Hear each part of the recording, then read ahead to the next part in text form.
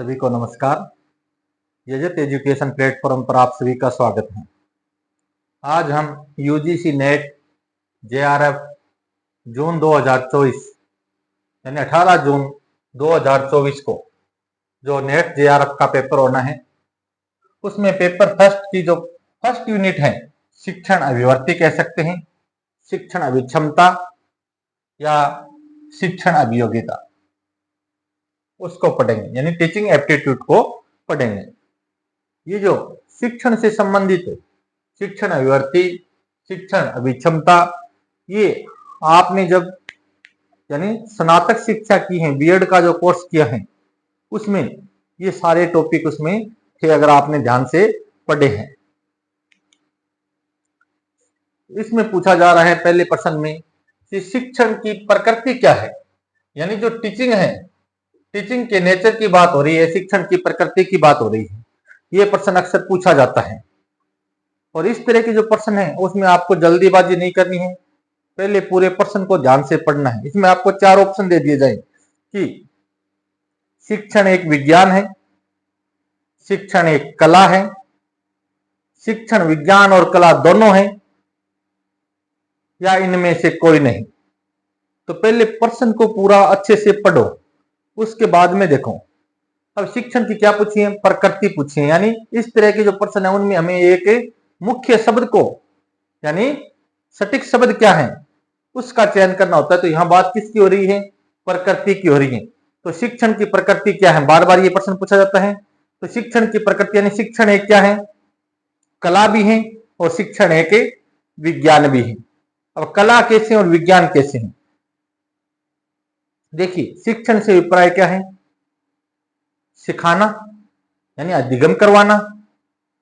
अब बालक को सिखाने से अभिप्राय उसमें व्यवहारगत परिवर्तन लाना, और सिखाने से यह भी है कि किस तरह से पढ़ाया जाए, कौन सी विधि से पढ़ाया जाए, कौन कौन से शिक्षण सामग्री काम में ली जाए, ये सब किस यानी क्या है, अपने आप में पढ़ाना अपने आप में क्या है, एक कला है। और शिक्षण है वो विज्ञान भी है। विज्ञान क्यों है, क्योंकि शिक्षण के तहत मूल्यांकन भी किया जाता है।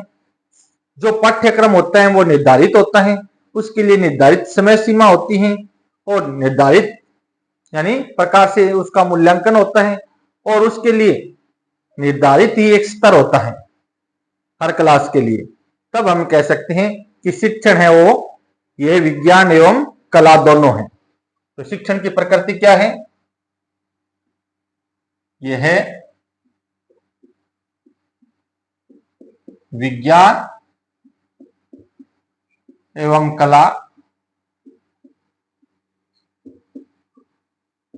दोनों है, यानी टीचिंग का नेचर है वो यानी आर्ट भी है और साइंस भी है।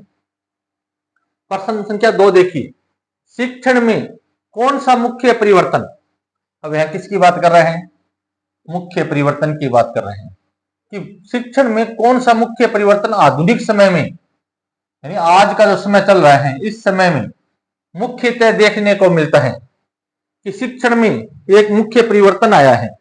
शिक्षण की जो प्रक्रिया है उसमें एक परिवर्तन आया है, और आधुनिक समय में मुख्य रूप से ये देखने को हमें मिल रहा है।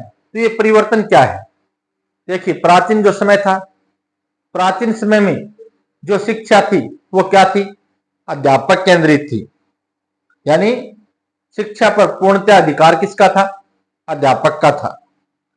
अध्यापक केंद्रित शिक्षा थी, अध्यापक जिसको चाहे गुरुकुलों में उसको प्रवेश दे सकता था। प्रवेश से लेकर यानी अंतिम मूल्यांकन तक सारा जो कुछ भी था वो एक शिक्षक पर निर्भर था, किस छात्र को किस तरह से क्या पढ़ाना है, सब बातें शिक्षक पर आधारित थी। तो उस समय शिक्षा क्या थी, अध्यापक केंद्रित थी।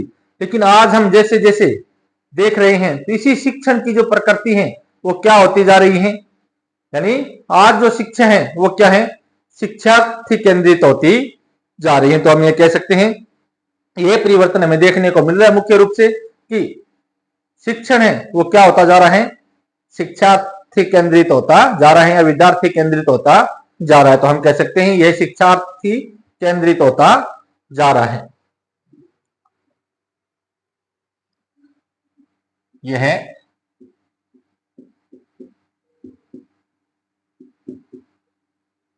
शिक्षार्थी केंद्रित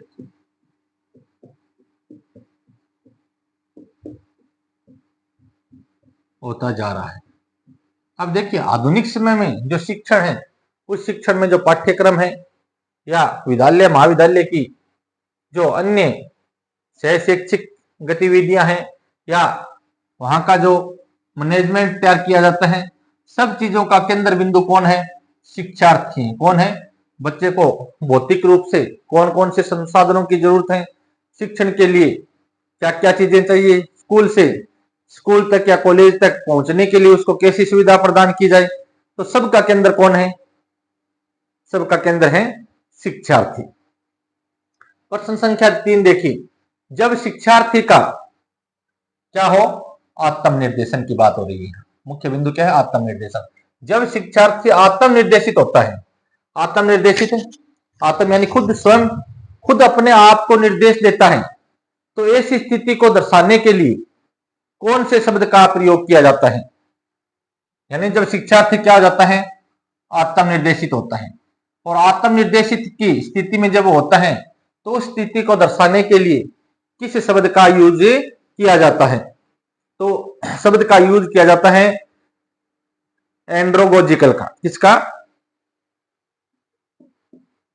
एंड्रोगोजिकल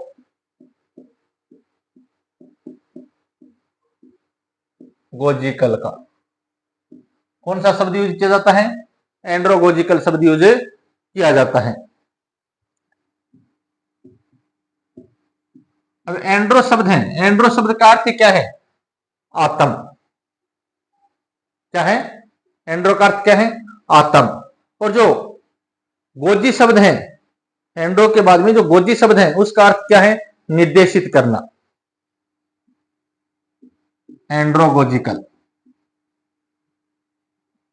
तो जहां शिक्षार्थी के आत्मनिर्देशन की बात आती है तो उस आत्मनिर्देशन को दर्शाने के लिए कौन सा शब्द काम में लेते हैं? हम एंड्रोगोजिकल शब्द काम में लेते हैं। प्रश्न संख्या 4 देखिए, निर्देशात्मक उद्देश्य छात्र के लिए लिखे जाते हैं। यानी निर्देशात्मक उद्देश्य होते कौन से हैं? कि निर्देश देने के लिए या निर्देश के लिए जो उद्देश्य काम में लिए जाए, या ऐसे उद्देश्य जो निर्देश देने के काम में आते हैं। निर्देशित उद्देश्य छात्र के लिए लिखे जाते हैं, जिससे यह बताया जाता है कि छात्रों से क्या अपेक्षित है। यानी निर्देशात्मक उद्देश्य है वो छात्रों के लिए लिखे जाते हैं, और उस उद्देश्यों में यह बताया जाता है कि छात्रों से क्या अपेक्षित है, यानी कैसी आशा है। कौन सा लक्षण, क्या कह रहा है, कौन सा लक्षण ऐसे उद्देश्यों में होना चाहिए कि जो छात्रों के लिए निर्देशित उद्देश्य लिखे जाते हैं वो छात्रों के लिए होते हैं। पहला प्रश्न तो ये देखिए यही बन गया कि निर्देशित उद्देश्य छात्रों के लिए लिखे जाते हैं। अगर पूछ ले कि निर्देशित उद्देश्य किसके लिए होते हैं? छात्रों के लिए होते हैं। छात्रों को निर्देशित किया जाता है जिसमें यह बताया जाता है कि छात्रों को क्या अपेक्षित है। सीधा पूछ ले कि निर्देशित उद्देश्यों में छात्रों से क्या रखी जाती है, तो अपेक्षा रखी जाती है। तो कौन सा लक्षण ऐसे उद्देश्यों में होना चाहिए? तो ऐसे जो लक्ष्य होते हैं, कौन से लक्षण होने चाहिए? यानी विशिष्ट होने चाहिए। क्या होने चाहिए? विशिष्ट लक्षण होने चाहिए। एक तो विशिष्ट, ध्यान देने योग्य और मापन योग्य। विशिष्ट,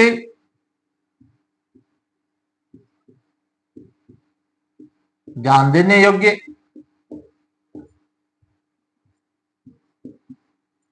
और मापन योग्य।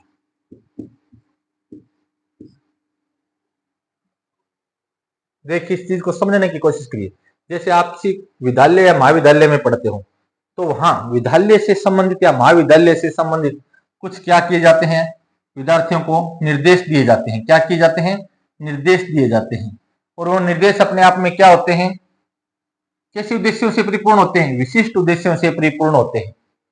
और जो ये निर्देश होते हैं वो सारे निर्देश छात्रों के लिए क्या होते हैं, ध्यान देने योग्य होते हैं। यानी एक आपको निर्देश दे दिया जाए कि विद्यालय के पुस्तकालय में आप एक निर्धारित समय तक या निर्धारित समय तक किसी पुस्तकालय की पुस्तक का उपयोग कर सकते हैं, तो अपने आप में क्या है, विशिष्ट है। इस समय से इस समय तक आप पुस्तकालय का उपयोग कर सकते हैं। यह बात सारे विद्यार्थियों के लिए क्या है, ध्यान देने योग्य है। और ये जो निर्देश बनाए गए हैं उनका क्या होना चाहिए, मापन योग्य भी होने चाहिए। अगर कोई विद्यार्थी इन उद्देश्यों से हटकर चलता है या जो दिशा निर्देश बताए गए हैं उनसे हटकर के चल रहे हैं, तो वो उनका क्या कर रहा है, उल्लंघन कर रहा है। अब उसके उल्लंघन कर रहा है, नहीं कर रहा है, कौन अपना रहा है, कौन नहीं अपना रहा है निर्देशों को, तो उसका क्या होना चाहिए, हमेशा क्या होना चाहिए, ऐसे उद्देश्य जो निर्देशित करने के लिए बनाए जाए वो क्या होना चाहिए, मापन करने योग्य होने चाहिए। अब देखिए गतिशील शिक्षण, कौन से शिक्षण की बात कर रहा है, गतिशील शिक्षण यानी प्रोग्रेसिव टीचिंग। प्रोग्रेसिव टीचिंग क्या है, समय के साथ साथ शिक्षा में जो बदलाव आ रहा है, शिक्षा में या शिक्षण में जो बदलाव है वो ही क्या है, प्रोग्रेसिव टीचिंग है। तो गतिशील शिक्षण वर्तमान वातावरण के संदर्भ में क्या है कि जो गतिशील शिक्षण है वो वर्तमान का जो वातावरण है उस वर्तमान के वातावरण में क्या है, तो वर्तमान के वातावरण में गतिशील शिक्षण है वो क्या है, यानी शिक्षक और छात्र, क्या इसमें शिक्षक और छात्र मध्यवर्ती चर माने जाते हैं। क्या माने जाते हैं, शिक्षक और छात्र मध्यवर्ती चर माने जाते हैं। शिक्षण में नहीं, गतिशील शिक्षण में। किसमें, एक तो सीधा पूछ ले शिक्षण में तो बात अलग है, और ये पूछ ले गतिशील शिक्षण में तो बात अलग है। गतिशील का मतलब है समय के साथ जो परिवर्तन हो रहा है वो। अब शिक्षण की बात करें तो देखिए शिक्षण के 3 चर थे। कितने थे, 3 चर थे। परंपरागत हम चलते हैं तो 3 चर थे। कौन कौन से थे, एक तो था स्वतंत्र चर। परंपरागत शिक्षण है उसमें स्वतंत्र चर किसको माना जाता था, स्वतंत्र कौन था उसमें, तो स्वतंत्र चर था वो था अध्यापक। दूसरा जो स्तर था चरों का वो था आश्रित चर। आश्रित चर कौन था, शिक्षार्थी था, यानी शिक्षार्थी पूर्ण रूप से किस पर आश्रित था, अध्यापक पर था। तीसरा जो था वो था मध्यस्थ चर। ये जो मध्यस्थ चर है, मध्यस्थ चर में यानी स्वतंत्र और आश्रित दोनों के बीच की जो कड़ी थी वो क्या है, पाठ्यक्रम। पाठ्यक्रम को क्या माना गया, मध्यस्थ चर। ये क्या है, परंपरागत शिक्षण में। किसमें है, परंपरागत शिक्षण। हम यहाँ परंपरागत शिक्षण की बात नहीं कर रहे हैं, हम तो यहाँ बात करें गतिशील शिक्षण की। लेकिन जैसे इस समय के साथ बदलाव हुआ तो शिक्षक और छात्र दोनों किस में आ गए, आज के समय में हम गतिशील शिक्षण में देखें तो किस में आ गए, मध्यवर्ती चर में आ गए। उसके बाद में प्रश्न संख्या 6 देखिए, शिक्षण सत्र में से कौन सा स्तर, यानी शिक्षण के जितने सत्र हैं उनमें से कौन सा स्तर कक्षा के, किसके, कक्षा के पर्याप्त वातावरण के लिए, किसके लिए, पर्याप्त वातावरण के लिए खुला और स्वतंत्र। खुले की बात कर रहे हैं, साथ में स्वतंत्र होना आवश्यक है कि खुला भी हो और क्या हो, स्वतंत्र भी हो। तो किसकी बात कर रहे हैं, कौन से स्तर, शिक्षण के 3 स्तर बताए थे मैंने आपको, समर्थी स्तर, बोध स्तर और चिंतनशील स्तर। तो यहां किसकी बात हो रही है, जब यानी शिक्षण सत्र में कौन सा स्तर है जो कक्षा में पर्याप्त वातावरण के लिए क्या दे, खुला और स्वतंत्र होना आवश्यक है। तो खुला और स्वतंत्र से अभिप्राय है कि प्रत्येक विद्यार्थी को चिंतन मनन करने की, तर्क वितर्क करने की यानी वातावरण के अंदर क्या मिले, सुविधा मिले, तो कौन सा स्तर होगा, चिंतनशील स्तर में मिल सकती है। और ये चिंतनशील जो स्तर है, इसके जनक कौन थे, मॉरिस पी हंट। इसको हंट शिक्षण स्तर भी कहा जाता है। कौन थे, मॉरिस पी हंट। यानी शिक्षण का जो चिंतनशील स्तर है, इस चिंतनशील स्तर को दूसरे किस नाम से जाने जाते हैं, हंट शिक्षण स्तर के नाम से भी जाना जाता है। प्रश्न संख्या 7 देखिए, संज्ञानात्मक ज्ञान, कौन से ज्ञान की बात कर रहे हैं, संज्ञानात्मक ज्ञान क्षेत्र का वर्गीकरण किसके द्वारा प्रस्तुत किया गया, यानी जिस व्यक्ति ने संज्ञानात्मक ज्ञान क्षेत्र का वर्गीकरण प्रस्तुत किया था, उस व्यक्ति का नाम पूछा गया है। तो किसने किया था, विजमैन एस ब्लूम ने। किसने किया था, विजमैन एस ब्लूम ने। विजमैन एस ब्लूम ने क्या किया था, संज्ञानात्मक ज्ञान क्षेत्र का वर्गीकरण किया था। अब जब ज्ञान क्षेत्र की बात हो रही है, तो संज्ञानात्मक जो ज्ञान क्षेत्र है, उसमें ज्ञान भी है, बोध भी है, अनुप्रयोग, फिर विश्लेषण, फिर संश्लेषण, और फिर क्या होता है, मूल्यांकन। ये सारी, यानी ये इसके चरण हैं, ज्ञान, बोध, अनुप्रयोग, विश्लेषण, संश्लेषण और फिर मूल्यांकन। तो संज्ञानात्मक ज्ञान क्षेत्र का वर्गीकरण करने वाला विद्वान कौन था, विजमैन एस ब्लूम था। अब देखिए प्रश्न संख्या 8 कह रहे हैं कि शिक्षण प्रभावशीलता, क्या कह रहे हैं, शिक्षण प्रभावशीलता, यानी शिक्षण कितना अफेक्टिव है। शिक्षण प्रभावशीलता को प्रभावित करने वाला, यानी शिक्षण की प्रभावशीलता को बहुत से कारक होते हैं जो प्रभावित करते हैं, लेकिन इसने क्या कहा, सबसे शक्तिशाली कारक कौन सा है, कि शिक्षण की जो प्रभावशीलता है उसको प्रभावित करने वाला सबसे शक्तिशाली, यानी जितने कारक हैं उन कारकों में सबसे अहम कारक कौन सा है, तो वो होती है शैक्षणिक व्यवस्था। इसका उत्तर क्या होगा, शैक्षणिक व्यवस्था। यानी शिक्षण के लिए, जिस विद्यालय या महाविद्यालय में आप पढ़ रहे हैं, वहां शिक्षण के लिए, पढ़ाने के लिए, टीचिंग के लिए व्यवस्था कैसी है, व्यवस्था से अभिप्राय क्या है, शैक्षणिक, वहां पढ़ाने वाले अध्यापक कैसे हैं, वहां का वातावरण कैसा है, और वहां अन्य जो भौतिक सुविधाएं हैं या शिक्षण सामग्री से जुड़ी हुई सुविधाएं हैं, वो सुविधाएं कितनी हैं। ये सारी चीजें सबसे ज्यादा शिक्षण को प्रभावित करती हैं। अगर कोई विद्यालय या महाविद्यालय, वहां का वातावरण अगर नीरस है, तो यानी वहां पर अच्छा प्रभावशाली शिक्षण नहीं हो सकता। अगर वहां पर काम करने वाले या अधिगम कराने वाली जो टीम है, जो टीचर्स हैं, वो अगर अच्छे अपने विषय के ज्ञाता नहीं है, तो भी प्रभावशाली शिक्षण नहीं हो सकेगा।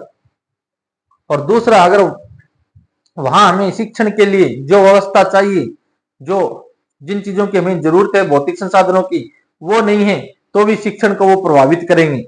लेकिन सबसे शक्तिशाली कारक पूछ ले 4 ऑप्शन देकर के, तो आपको उत्तर क्या करना है, शैक्षणिक व्यवस्था। ये सारी चीजें शैक्षणिक व्यवस्था के अंतर्गत आ जाती है। प्रश्न संख्या 9 देखिए, शिक्षण के किस स्तर में, शिक्षण के किस स्तर में शिक्षार्थी को अवधारणाएं, यानी शिक्षण का ऐसा कौन सा 3 स्तर बताए थे, समर्थी स्तर, बोध स्तर, और बोध यानी विचारों को समझना, और उसके बाद में चिंतनशील स्तर। तो बात यहां किसकी कर रहे हैं कि शिक्षण के किस स्तर में शिक्षार्थी को अवधारणाएं जो हैं, उन अवधारणाओं की, यानी कोई तथ्य है, कोई अवधारणा है, तो उसके बारे में वो सकारात्मक और नकारात्मक 2 उदाहरणों के बीच लंबे समय तक क्या कर सकता है, यानी भेद करने का अवसर उसको मिल जाता है कि ये नकारात्मक है या सकारात्मक है। कहने का अभिप्राय है कि जब नकारात्मक सही और गलत का भेद करने के लिए हमें क्या करना पड़ेगा, उस चीज को समझना पड़ेगा, उस चीज को क्या करने का पड़ेगा, और समझने में सबसे अधिक क्या लगेगा, समय लगेगा। तो यहां किस स्तर की बात हो रही है, समर्थी स्तर में तो यानी रट्टे मारे जाते हैं, और जो बोध स्तर होता है वहां पर चीज को क्या किया जाता है, समझा जाता है। तो हम कह सकते हैं बोध स्तर कह सकते हैं, या हम इसको समझ स्तर कह सकते हैं। उत्तर क्या होगा हमारा, बोध स्तर या समझ स्तर। तो एक बार आप स्क्रीनशॉट लेना चाहो तो स्क्रीनशॉट ले सकते हो।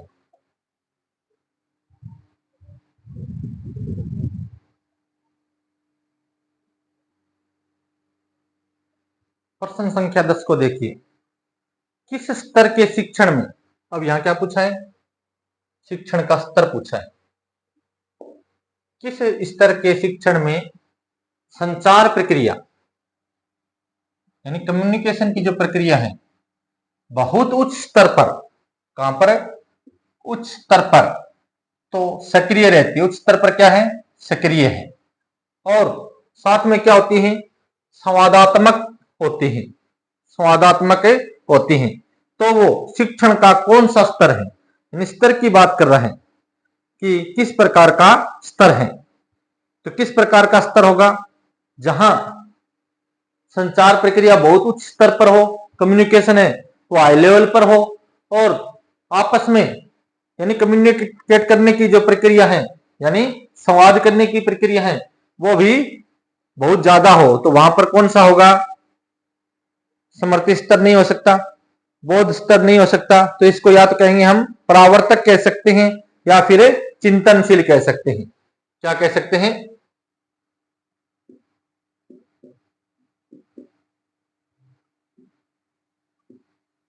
चिंतनशील या फिर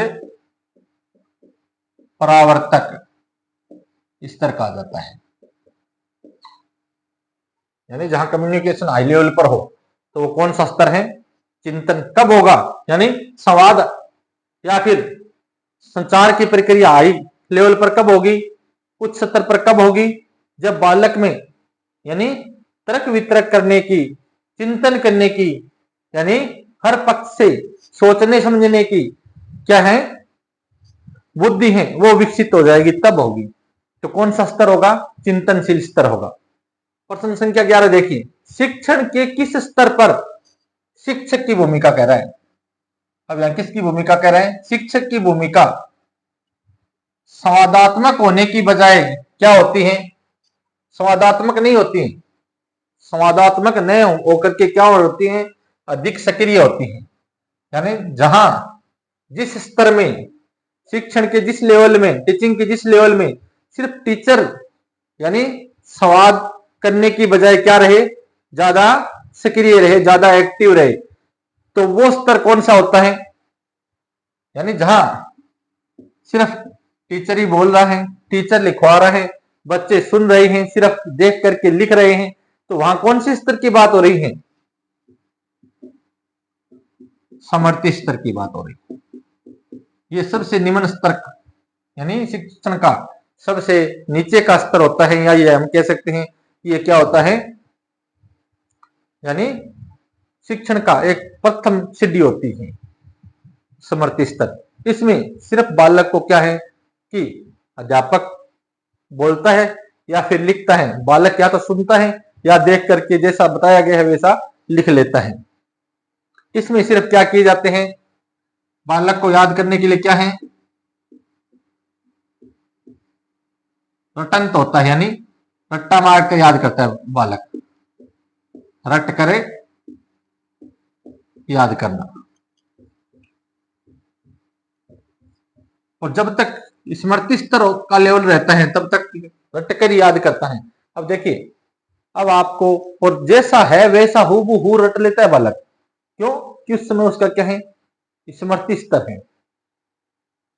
जैसे सुभद्रा कुमारी चौहान की एक कहानी लगती थी, झांसी की रानी, कम से कम 2-2.5 पेज की कहानी है वो, खूब लड़ी मर्दानी वो तो झांसी वाली रानी थी। हर बुलंदों के मुंह हमने सुनी कहानी थी। अब अगर आप कॉलेज लेवल पर या यूनिवर्सिटी लेवल पर चले गए हो तो वहां आप सिर्फ समझ सकते हो, तर्क वितर्क कर सकते हो, आप उसको रटने में आपको दिक्कत आएगी।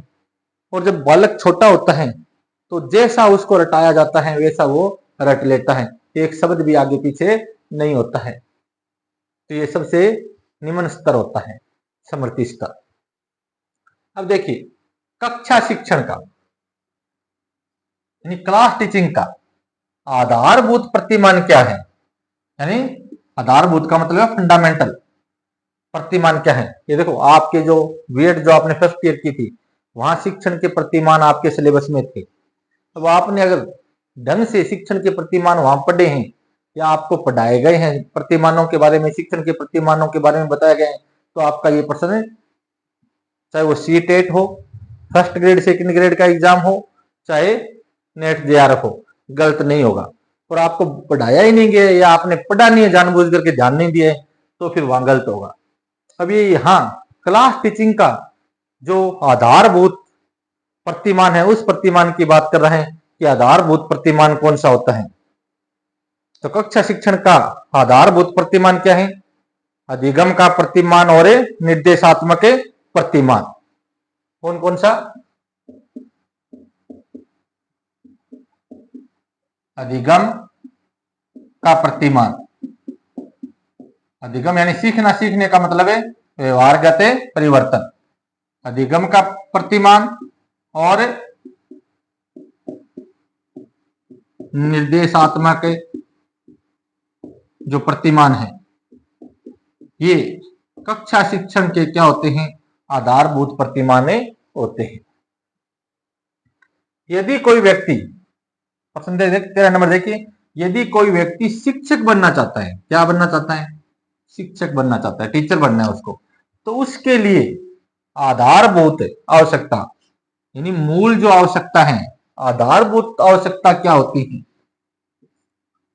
यानी जो फंडामेंटल नीड्स है वो क्या है एक टीचर बनने के लिए?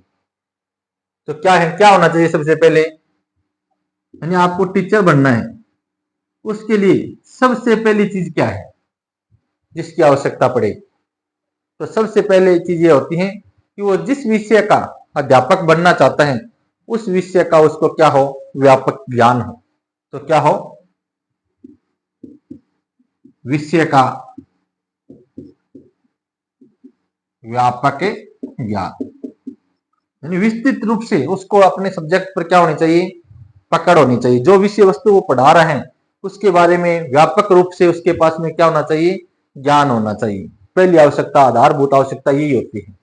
बाकी जो आवश्यकताएं हैं एक टीचर बनने के लिए, उसका व्यवहार कैसा हो, उसका पढ़ाने का तरीका कैसा हो, जब उसको अपने सब्जेक्ट पर पकड़ होगी, अपने सब्जेक्ट के बारे में कुछ जानेगा, तभी तो फिर यानी अपना जो कौशल है, अपना जो व्यवसाय है वो कर पाएगा। नहीं तो जब उसको विषय का ज्ञान नहीं है, एक अनपढ़ व्यक्ति को ले जाकर के कह दे कि आप पढ़ा दो, अब उसको पता ही नहीं है कि सब्जेक्ट में है क्या। अब एक हिंदी के टीचर को जाकर कह आप केमिस्ट्री पढ़ा दो, अब उसको विषय का ज्ञान नहीं है, चाहे वो पढ़ाने में कितना ही अच्छा हो, समझाने का तरीका उसका कितना ही अच्छा हो। तो क्या है, पहली आधारभूत आवश्यकता होती है वो विषय का ज्ञान होता है, यानी जो विषयधार है उसका उसको क्या हो? व्यापक ज्ञान हो। शिक्षण में वांछित कौशल क्या है? कि जो शिक्षण है, जो टीचिंग करवाई जाती है उसमें जो वांछित कौशल है, वो वांछित कौशल क्या होता है? वांछित कौशल यही होता है, देखिए जब हम टीचिंग करवा रहे हैं, सिखाने के लिए करवा रहे हैं, तो सबसे वांछित कौशल या सबसे मुख्य बात अगर शिक्षण की है तो वो यही है कि जब से कोई अध्यापक क्लास को पढ़ा रहा है तो क्लास को पढ़ाते समय शिक्षक द्वारा जो बात कही गई है उस बात का यानी छात्रों पर क्या पड़े? प्रभाव पड़े। या यह कह सकते हैं कि शिक्षक द्वारा कही गई बात का छात्रों की समझ में आना शिक्षण का क्या है? वांछित कौशल है। शिक्षक द्वारा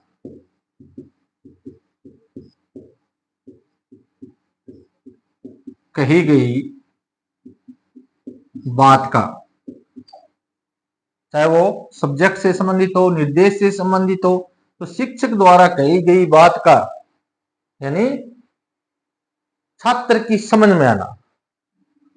अगर वो बात छात्र के समझ में आ रही है तो ये मान लो कि शिक्षण का जो वांछित कौशल है वो पूर्ण हो रहा है। यानी कक्षा कक्ष में अध्यापक जो कुछ बता रहा है, जो कह रहे हैं, अगर वो बात छात्र की समझ में आ रही है, छात्र के समझ के लेवल की बात है और वो उसको ग्रहण कर रहा है, तो वहां शिक्षण का क्या है, वांछित कौशल है वो पूर्ण हो रहा है। अब शिक्षक है, क्लास में पढ़ा रहा है और शिक्षक द्वारा कही गई बातें छात्र के समझ में नहीं आ रही, तो वहां क्या है, शिक्षण के वांछित कौशल की पूर्ति नहीं हो रही है। यानी पाठ्यक्रम को आगे बढ़ाना तो आगे की बात है, लेकिन सबसे पहले जब शुरुआत हो तो उस समय अगर शिक्षक कोई बात कह रहा है पढ़ाते समय, तो वो बात यानी इस स्तर की हो, ऐसे शब्दों में, आसान शब्दों में हो, सरल शब्दों में हो कि वो बात अच्छे से क्या हो जाए, छात्र के समझ में आ जाए। अब परंपरागत शिक्षण में स्वतंत्र चर कौन सा है, ये अभी आपको बताए कि परंपरागत जो शिक्षण है, उस परंपरागत शिक्षण में यानी कितने चर माने गए हैं, 3 चर माने गए हैं। और ये चरों को अलग अलग विभाजित करने किया, चरों को बांटने का कार्य किसने किया था, चरों को बांटने का जो कार्य है वो शिक्षण अधिगम प्रक्रिया में जो चरों का अलग अलग यानी विभाजन किया था, विभाजन करने वाला व्यक्ति कौन था, आपने बीएड में पढ़ा है तो आपको याद होगा।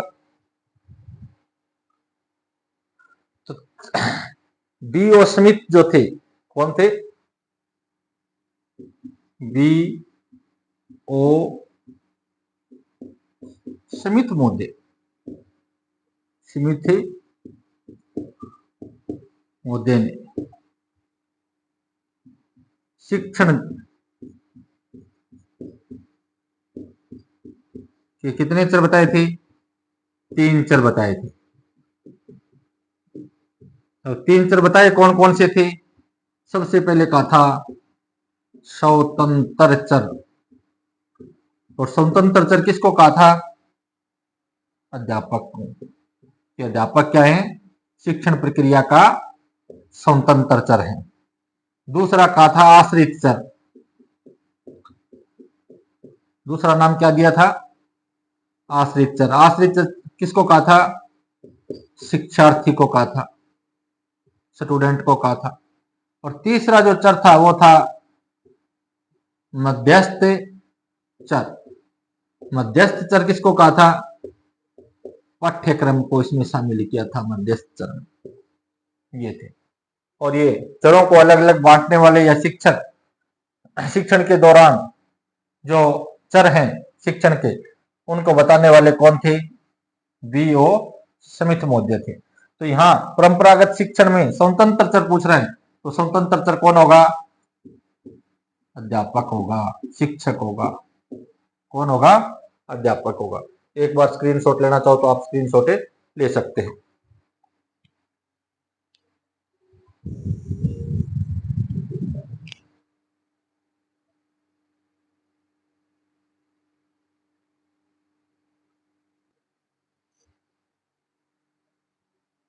तो परंपरागत शिक्षण में स्वतंत्र चर कौन है, अध्यापक है। कौन सी विधि प्रत्येक शिक्षक द्वारा प्रयोग की जानी चाहिए। अब देखिए, चाहे वो किसी भी सब्जेक्ट का टीचर हो, ऐसी कौन सी विधि है जो प्रत्येक शिक्षक को क्या करनी चाहिए, काम में लेनी चाहिए, यूज करनी चाहिए, उस विधि की बात कर रहे हैं। तो वो विधि कौन सी हो सकती है, वो विधि होती है विश्लेषणात्मक संश्लेषणात्मक विधि। यानी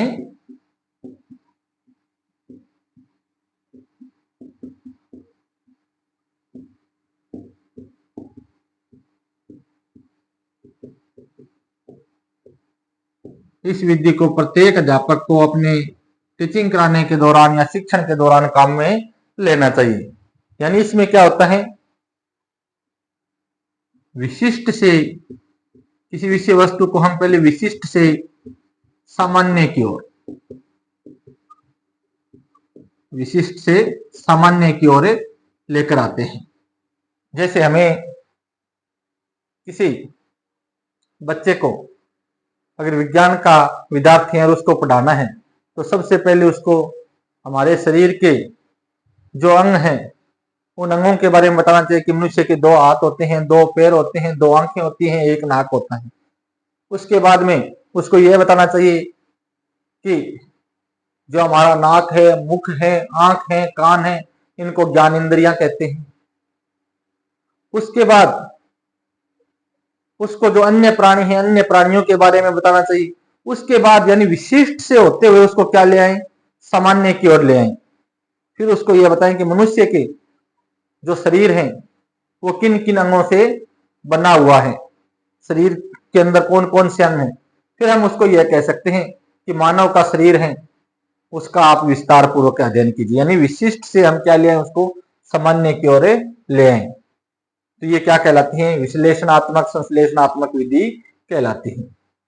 अब देखिए विस्तृत मूल्यांकन की एक प्रमुख विशेषता क्या है कि जो विस्तृत मूल्यांकन किया जाता है उस यानी विस्तृत रूप से आप मूल्यांकन करते हो तो उसकी सबसे प्रमुख विशेषता क्या है।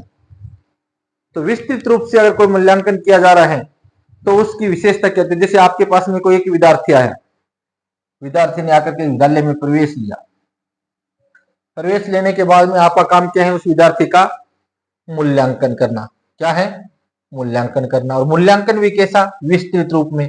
विस्तृत रूप में मूल्यांकन कब होगा, यानी हम उस बच्चे का सामाजिक स्तर पर भी और उसका शैक्षिक स्तर पर भी और अन्य स्तरों पर भी मूल्यांकन करना चाहे तो उसके लिए हमें क्या करना चाहिए, मूल्यांकन की विस्तृत मूल्यांकन जो किया जाता है उसकी एक प्रमुख यानी विशेषताएं तो बहुत सारी होती हैं, लेकिन यहाँ एक प्रमुख विशेषता पूछी है कि प्रमुख विशेषता उसकी क्या है। तो विस्तृत जो मूल्यांकन होता है उसमें क्या होती है, निरंतरता होती है, कंटिन्यूटी होती है।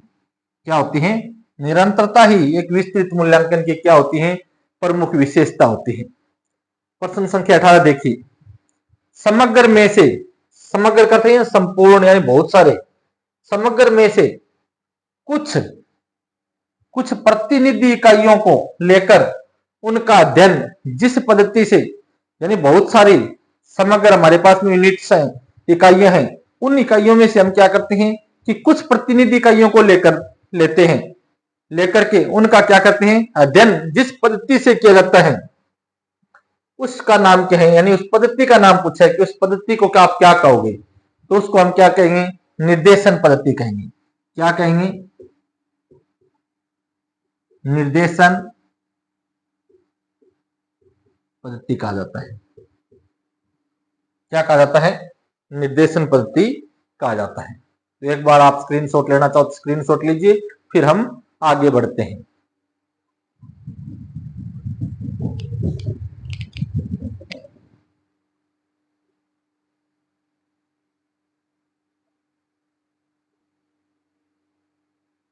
प्रश्न संख्या 19 देखिए, एक अध्यापक को अपने व्याख्यान में, यानी जो एक टीचर अपना लेक्चर दे रहे हैं उस लेक्चर में कौन सी विशिष्ट विशेषता, विशेषता तो उसमें कई होती है लेकिन यहां बात कर रहे हैं विशिष्ट विशेषता की, यानी एक अध्यापक को अपने व्याख्यान में कौन सी विशिष्ट विशेषता को अपनाना चाहिए कि एक अध्यापक जब क्लास में लेक्चर देता है तो ये कौन सी ऐसी एक विशिष्ट विशेषता है जिसको उसे अपनाना चाहिए। तो क्या होगी कि अध्यापक को हमेशा सटीक और उच्च स्वर में व्याख्यान देना चाहिए। व्याख्यान के लिए पूछिए तो व्याख्यान क्या हो, सटीक हो और क्या हो, उच्च स्वर में हो। तो हम कह सकते हैं सटीक और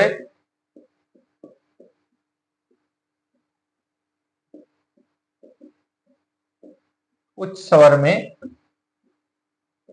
व्याख्यान हो, यानी जो शब्द बोले जाए, उच्चारित किए जाए वो सटीक हो बिल्कुल, और क्या हो, साथ में ऊंचे स्वर में हो, यानी हर विद्यार्थी को क्या है, सुनाई देने योग्य हो, हर विद्यार्थी तक आवाज पहुंच सके। उसके बाद में कह रहे हैं कि मूल्यांकन का सबसे महत्वपूर्ण दृष्टिकोण क्या है। सबसे महत्वपूर्ण क्या पूछ रहा है, दृष्टिकोण पूछ रहे हैं। अब मूल्यांकन के बहुत सारे दृष्टिकोण होते हैं, मूल्यांकन के बहुत सारे दृष्टिकोण हैं, लेकिन उन मूल्यांकन के दृष्टिकोणों में सबसे महत्वपूर्ण दृष्टिकोण कौन सा है? तो महत्वपूर्ण दृष्टिकोण है सतत और व्यापक मूल्यांकन। क्या है? सतत यानी लगातार और व्यापक मूल्यांकन, यानी छात्र का नियमित रूप से निरंतरता के साथ में मूल्यांकन हो, और मूल्यांकन किस प्रकार का हो? व्यापक प्रकार का हो। यानी बालक का ज्ञानात्मक, बोधात्मक, समर्थी, रुचि, अभिरुचि सबको ध्यान में रख करके मूल्यांकन किया जाए। प्रश्न संख्या 21 देखिए, किसी शैक्षिक संस्था में, आप किसी शैक्षिक संस्था में जाते हो, यानी कोई स्कूल हो, कॉलेज हो, उसमें आप पढ़ाने के लिए जाते हो या आप विजिट करने के लिए जाते हो। आपको वहां जाकर के क्या देखनी है? शिक्षा की गुणवत्ता देखनी है कि हाँ किस तरह की शिक्षा दी जा रही है, शिक्षा में गुणवत्तापूर्ण शिक्षा है या नहीं है। तो गुणवत्ता का सबसे महत्वपूर्ण सूचक क्या है? तो आप वहां जाकर के अगर आपको उस इंस्टीट्यूट की यानी गुणवत्ता की जांच परख करनी है, तो सबसे पहले आपको वो क्या करना चाहिए, या उस शैक्षणिक संस्था की शिक्षा की गुणवत्ता को जानने के लिए सबसे पहले किससे पता लगाया जा सकता है इस बात का? यानी छात्रों की जो उपलब्धि का स्तर है ना, वो बता देगा। छात्रों की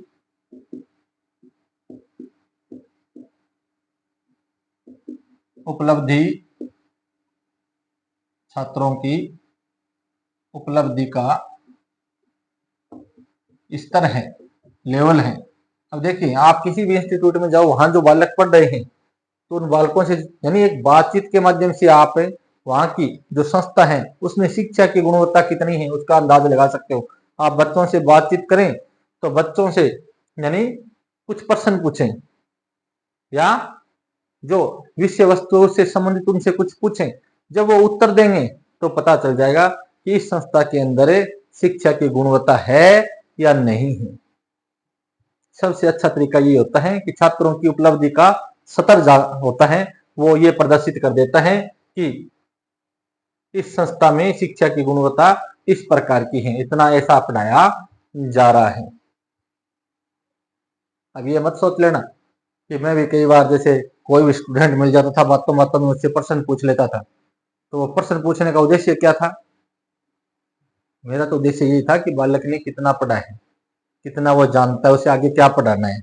लेकिन अगर कोई व्यक्ति बाहर से आए और वो व्यक्ति अगर आपकी संस्था की गुणवत्ता को, शिक्षा की गुणवत्ता को जानना चाहता है, तो वो आपसे क्या कर सकता है? प्रश्न कर सकता है, और प्रश्न करके यह जान सकता है कि वाकई में इस इंस्टीट्यूट में, इस शैक्षणिक संस्था में यानी गुणवत्तापूर्ण शिक्षा दी जा रही है या नहीं दी जा रही है। दी जा रही है तो कहां तक गुणवत्ता है शिक्षा की। प्रश्न संख्या 22 देखिए, जब एक छात्र एक ही परीक्षा में, एक छात्र एक ही परीक्षा यानी एक परीक्षा में 2 बार बैठता है, तो उसे क्या कहा जाता है? यानी एक छात्र है, एक परीक्षा है, एक परीक्षा में वो 2 बार बैठ रहा है, तो मतलब पहली बार जो बैठा है तो उसको सफलता नहीं मिली होगी, तो उसको हम क्या कहेंगे, क्या नाम देंगे? यानी उसका पहला परीक्षण है, उसमें वो क्या रहा है? असफल रहा है, तो उसको हम कहेंगे परीक्षण पुनः परीक्षण। क्या कहा जाता है? परीक्षण पुनः परीक्षण के नाम से जाना जाता है। किस विधि से छात्रों का सर्वश्रेष्ठ मूल्यांकन संभव है? यानी ऐसी कौन सी विधि है जिससे हम छात्रों का क्या कर लें? सर्वश्रेष्ठ मूल्यांकन कर लें। सर्वश्रेष्ठ मूल्यांकन संभव हो सकता है, ऐसी विधि का नाम बताना है जिससे छात्रों का सर्वश्रेष्ठ मूल्यांकन हो जाए। सर्वश्रेष्ठ मूल्यांकन कब संभव है? यानी जब आप उसका क्या करो, छात्र का मूल्यांकन करो, वो भी कैसे? निरंतर। कैसे? निरंतर। तो क्या सबसे अच्छी विधि क्या है? निरंतर मूल्यांकन किया जाए। क्या किया जाए? निरंतर मूल्यांकन किया जाए। उससे क्या होता है कि छात्र का अच्छी तरह से क्या हो सकता है? मूल्यांकन संभव हो सकता है। अब देखिए, प्रश्न संख्या 24 कह रहे हैं कि शिक्षा के विभिन्न सत्रों के अंतर्गत समस्या समाधान की योग्यता का विकास किस स्तर पर होता है? बार बार बता चुका हूं कि समस्या समाधान की जो योग्यता है बालक में, शिक्षण का कौन सा स्तर है जहां पर ये विकसित हो जाती है? तो वो शिक्षण का क्या है? चिंतनशील स्तर है। वहां पर वो क्या, कब, कैसे, क्यों, किस प्रकार, इस तरह के तर्क वितर्कों का यानी उत्तर ज्ञात करने में क्या हो जाता है? सक्षम हो जाता है। यानी उसकी चिंतन करने की शक्ति होती है, वो क्या हो जाती है? बढ़ जाती है, विकसित हो जाती है। तभी समस्या समाधान की उसमें क्या आती है? योग्यता आती है। तो किस स्तर पर होता है? चिंतनशील स्तर पर होता है, या हम कह सकते हैं विमर्श स्तर पर होता है। चिंतनशील स्तर कह सकते हैं। अगर ये ऑप्शन में ना मिले तो आपको ये दे सकता है विमर्शी। विमर्शी से मतलब ये है विचारों का यानी विचार विमर्श करना, विमर्शी स्तर, एक ही बात है दोनों। अब देखिए जो प्रयोगात्मक विधि है, प्रयोगात्मक विधि है वो क्या है? प्रयोगात्मक विधि क्या है? क्या है प्रयोगात्मक विधि? प्रयोगात्मक विधि जैसे देखो शोध किया जाता है ना, शोध, तो उससे पहले कोई परिकल्पना का निर्माण किया, समस्या होती है, समस्या से संबंधित प्रश्न होते हैं, परिकल्पना का निर्माण किया जाता है, आंकड़े इकट्ठे किए जाते हैं, आंकड़ों का विश्लेषण होता है, और जो परिकल्पना होती है उसका क्या होता है? परीक्षण होता है। क्या होता है? परिकल्पना का परीक्षण। जब परिकल्पना का परीक्षण किया जाता है उसी को क्या कहते हैं? प्रयोगात्मक विधि कहते हैं। तो हम कह सकते हैं परिकल्पना परीक्षण की एक विधि है।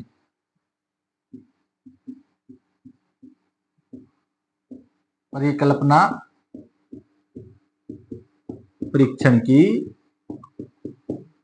एक विधि क्या है? परिकल्पना परीक्षण की एक विधि है। प्रयोगात्मक विधि क्या है? परिकल्पना परीक्षण की एक विधि है। उच्च स्तर पर हम देखते हैं तो क्या है वो? परिकल्पना का जहां परीक्षण किया जाता है जिस विधि से, वो क्या कहलाती है? प्रयोगात्मक विधि कहलाती है। प्रश्न संख्या 26 देखिए कि वर्तमान वार्षिक परीक्षा, वर्तमान में अपने क्या चल रही है? वार्षिक परीक्षा प्रणाली चल रही है, यानी साल में एक बार एक साथ में क्या लिया जाता है? पेपर लिया जाता है। तो उस साल में एक बार होने वाली जो परीक्षा प्रणाली है उसका प्रमुख दोष पूछा है। प्रमुख दोष क्या है उसमें? दोष तो कई है, गुण भी हैं, दोष भी हैं, लेकिन प्रमुख दोष क्या है इसका? तो ये बताना है आपको, यानी इससे का प्रमुख दोष क्या है? साल में जो एक बार जो परीक्षा का आयोजन किया जाता है पूरे वर्ष में, और उसके आधार पर बालक का क्या हो रहा है? मूल्यांकन हो रहा है। तो उस वार्षिक परीक्षा प्रणाली में कोई ना कोई प्रमुख दोष है। वो दोष क्या है? कि बच्चे को क्या है? अच्छे पढ़ने की जो आदत होती है ना, अच्छी तरह से किस प्रकार पढ़ा जाए, अच्छे पढ़ने की जो आदत होती है उस आदत को प्रोत्साहित नहीं करती है प्रणाली। यानी अच्छी प्रकार से, अच्छी तरह पढ़ने की जो आदत है, हैबिट है, आदत को प्रोत्साहित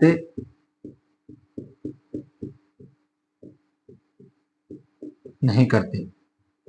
ये इसका सबसे बड़ा दोष है।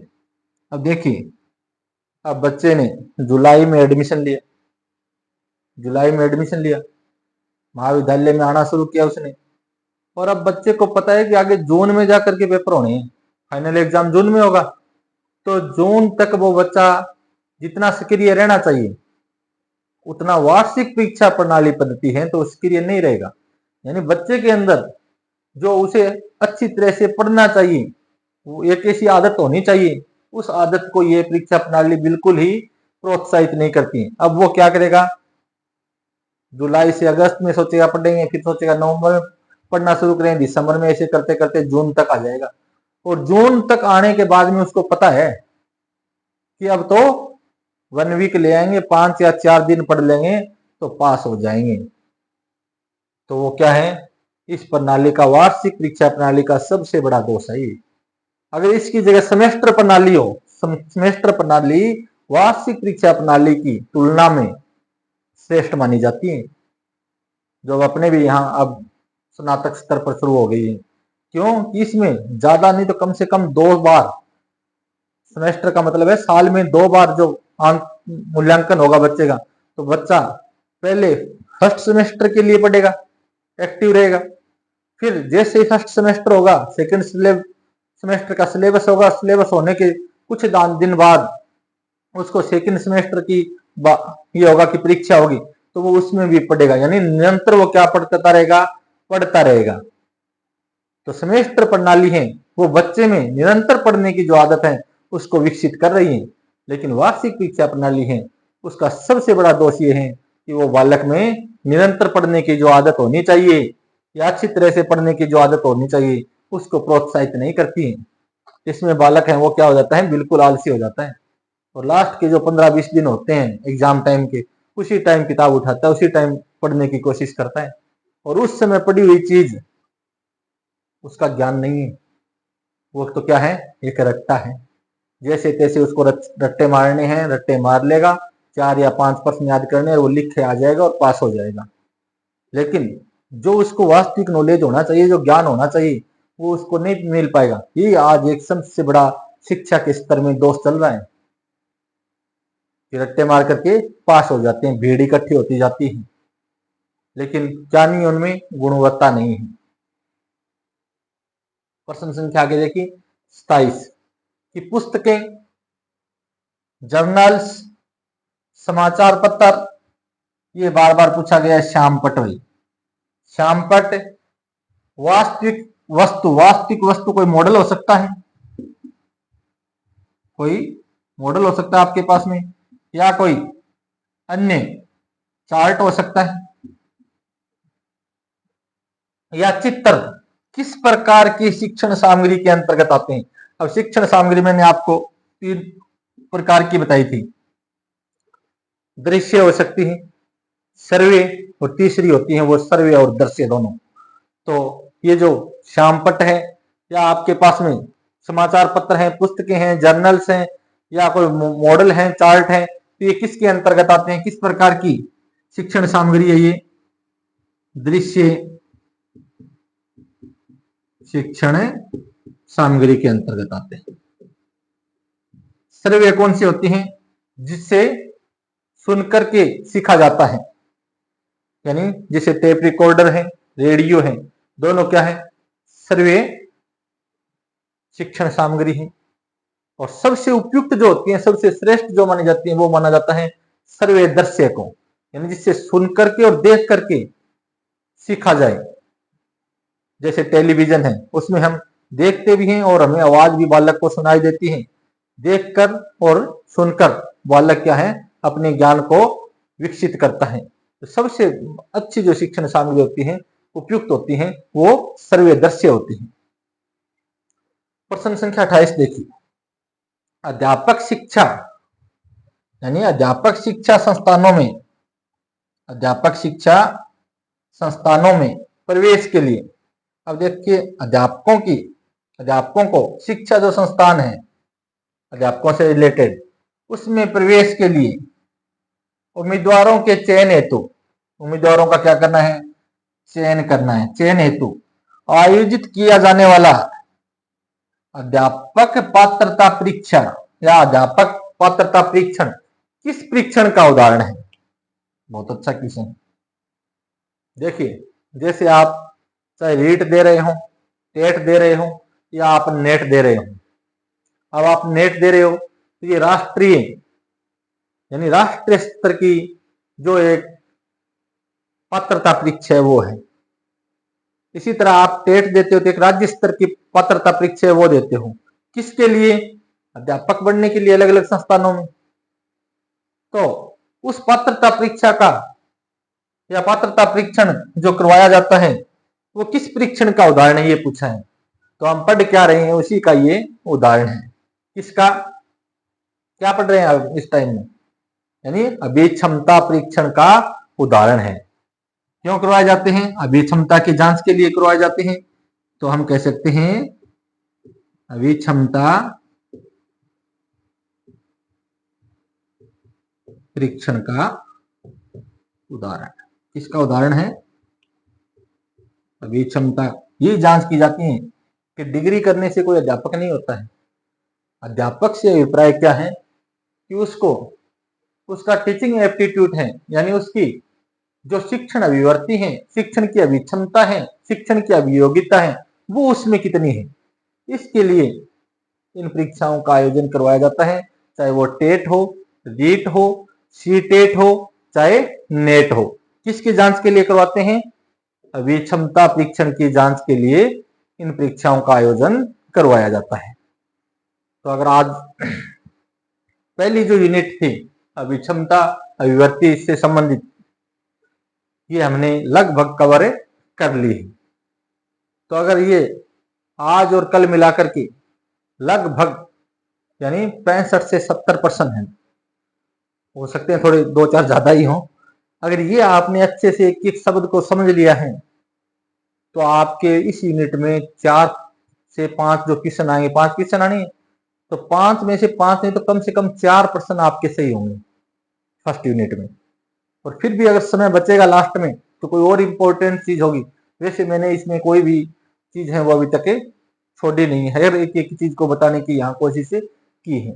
लेकिन फिर भी अगर कुछ रहेगा तो परीक्षा के नजदीक जाकर एक बार फिर उनको थोड़ा सा रिवाइज कर लेंगे। तो आज हमने शिक्षण जो अभिक्षमता है, अभिवर्ती है, यानी टीचिंग एप्टीट्यूड की है, जो पहली यूनिट है नेट की, ये हमने अच्छी तरह से पढ़ ली है। और ये यूनिट आपके यूजीसी नेट जेआरएफ ही नहीं, सी टेट के लिए भी महत्वपूर्ण है, फर्स्ट ग्रेड सेकंड ग्रेड के एग्जाम के लिए भी महत्वपूर्ण है। यानी जहां उच्च स्तर के प्रश्न बनाए जाते हैं, जहां बालक को क्या किया जाता है, भ्रमित करने के लिए करने वाले प्रश्न होते हैं, वो प्रश्न यहीं से तैयार किए जाते हैं। उसमें बालक को क्या लगता है कि चारों ही ऑप्शन क्या है, सही है, लेकिन उन चारों में से सही माना किसको जाता है? एक को ही सही माना जाता है, सही होता भी वास्तव में एक ही है। तो क्या है, ऐसे प्रश्नों को हल करते समय एक उचित शब्द का पहले चयन करो कि पूछा क्या जा रहा है, उसके बाद में उत्तर देने की कोशिश करो। पढ़ने में देखने में आसान होते हैं, लेकिन ऐसे प्रश्नों का जब हम उत्तर निकालते हैं उस समय लगभग चारों ऑप्शन होते ही समान है, 4 होते ही समान है, 3 बराबर होते हैं, एक उनमें थोड़ा सा विशिष्टता की ओर लेके जाता है, और वही उसका क्या होता है, उत्तर होता है, जिसमें सटीकता होती है। या तीनों का क्या होता है, समावेशन होता है, वही क्या होता है, विकल्प उस प्रश्न का उत्तर होता है। तो अगर आपको यह क्लास अच्छी लगी है, समझ में आई है, तो इसको आप ज्यादा से ज्यादा लाइक करें और अपने सहपाठियों के साथ शेयर करें। और जो नए स्टूडेंट इस क्लास को देख रहे हैं वो यजित एजुकेशन जो चैनल है उसको सब्सक्राइब कर लें, क्योंकि इस चैनल पर जो भी नई क्लास डाली जाएगी उस क्लास का तुरंत आपके पास में नोटिफिकेशन यानी पहुंच जाएगा, आपको प्राप्त हो जाएगा। आप सबका बहुत बहुत धन्यवाद।